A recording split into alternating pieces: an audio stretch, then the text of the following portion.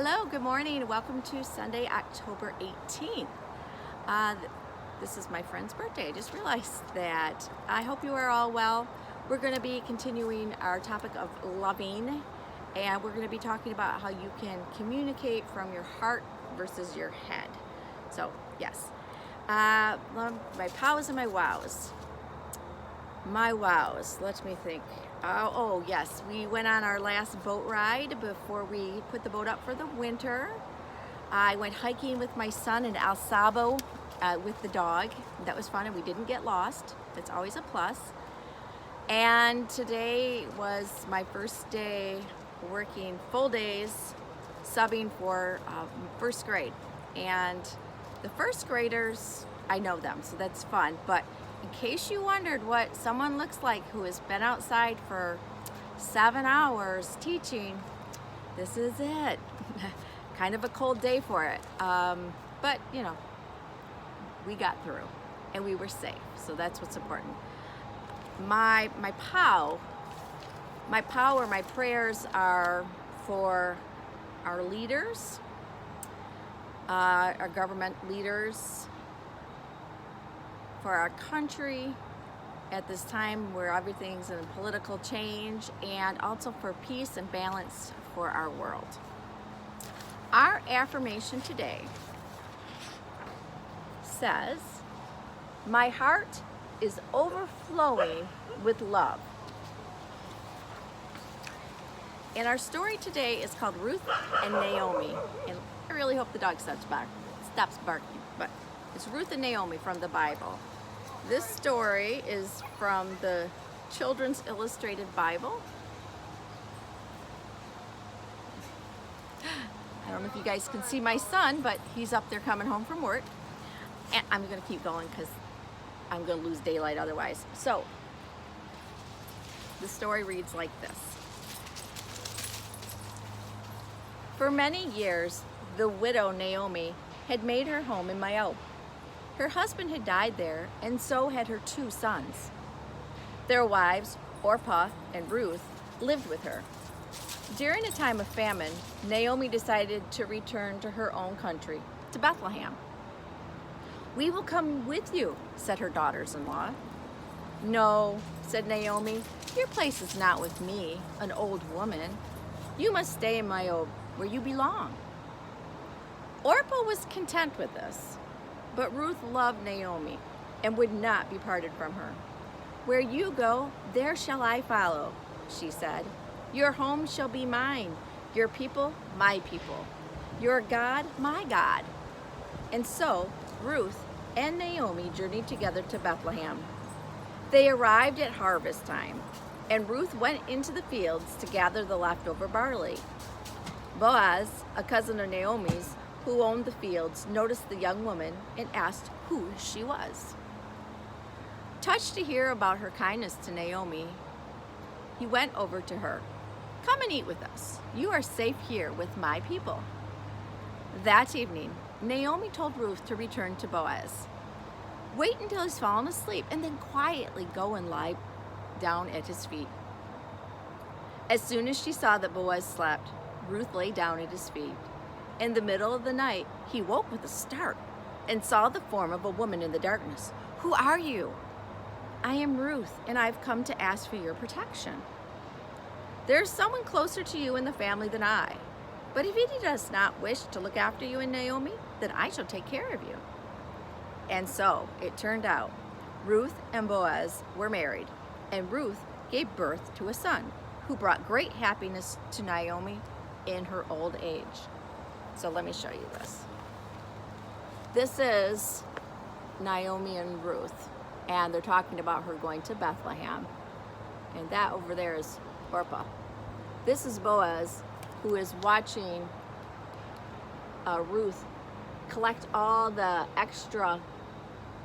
the leftover wheat from after it had been harvested. They were very poor, so she just had to pick up the leftover stuff. And this is her sleeping at Boaz's feet. Okay, now for our questions.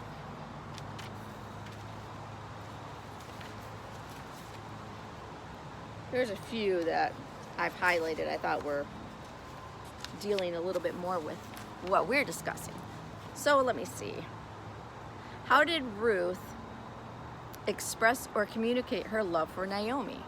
Well, as you may recall, she said that she loved, I don't think she just came right out and said she loved her, but she did say, I will go where you go. Your people are my people.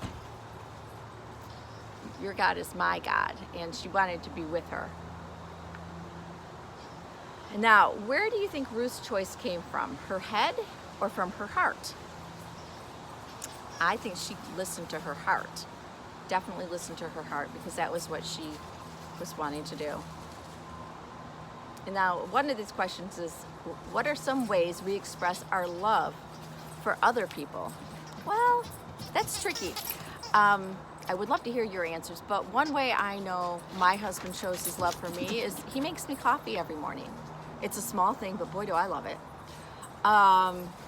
Another way to show love for people is making them a meal, or doing a kindness such as raking their yard, or picking up your toys after you have played with them, or just doing things without being asked. That's showing your love to somebody. Now, here's a little game I want you to play. I'm going to ask you some questions, and I want you to think, is this person using their heart? Whoop, that's not your heart. Your head or their heart? So remember, we're trying to communicate love through our heart. So, first question. When you have to add 1 + 1.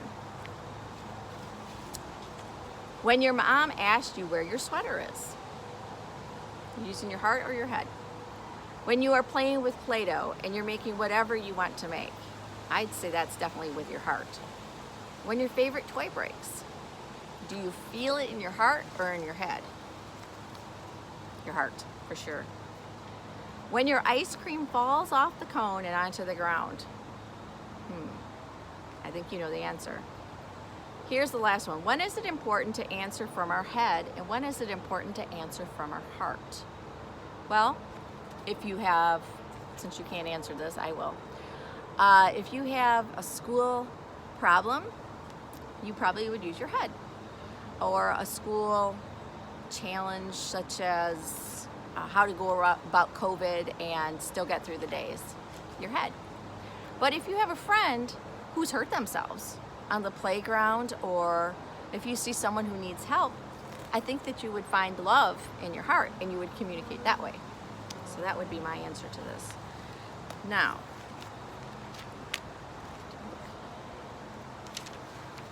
our creative activity is kind of interesting. What I did is I got on YouTube and I looked for instrumental music. Now, instrumental music means no lyrics or anyone singing.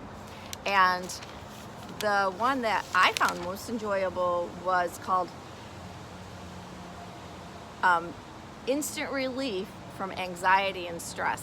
I'm not feeling anxious or stressed, but it was very relaxing nonetheless. And it was a peaceful meditation. So what I want you to do, you can find either classical music, or maybe mom and dad just have themselves, like I know Astrid's dad plays guitar. Maybe there's a CD of your dad just playing his guitar and you could listen to that. Or just a music that doesn't have any lyrics. So it's pretty easy to find. And what I want you to do is to just listen to it, and as you listen, draw what you hear. Now, here's my example, and I found this very relaxing, and I ended up doing it for half of an hour. And I did this. No, there's no right or wrong. I was just feeling the music, and those were the colors I am drawn to. So I did that, and I just started doodling away. And then down in one part, it says Dad, written down here, and Scotty, and Zulu. These are, you know, when you're doodling and your mind gets going, you start thinking with your heart, and who do you miss, or what's right there, and it just comes out. So it was very enjoyable. So that is our creative activity today. And let me see. Oh, before I forget, I just sent out a letter to the youth, and it was requesting a time that we might be able to get together and do a Zoom meeting, and I'm having you look at that with mom and dad and having them email me back at my email, which is in the letter. It's Kim, cat with a K, K-A-T, 55@gmail.com. But again, it's all in the letter. I just want to put that in there. And I put some coloring sheets because it's becoming quite beautiful out in our fall foliage and things like that. And I thought, oh, if you needed something to do to entertain yourself, you can do that. But anyway, I'd love to connect with you all in person, ish, ish, yes. So remember, here's our affirmation for the week. Can you see that? My heart is overflowing with love. And as you go on your way, let's do the prayer of protection to keep us all centered and guided. The love of God surrounds us. The love of God surrounds us. The love of God surrounds us. This shows you I've been outside for 7.5 hours. The light of God surrounds us. The love of God enfolds us. The power of God protects us. And the presence of God watches over us. Wherever we are, God is, and all is well. Yay, God. Excuse me for just having a mental blurb there for a second. Now, remember, friends, you are loved, special, and important to me. And until we see each other next week, namaste.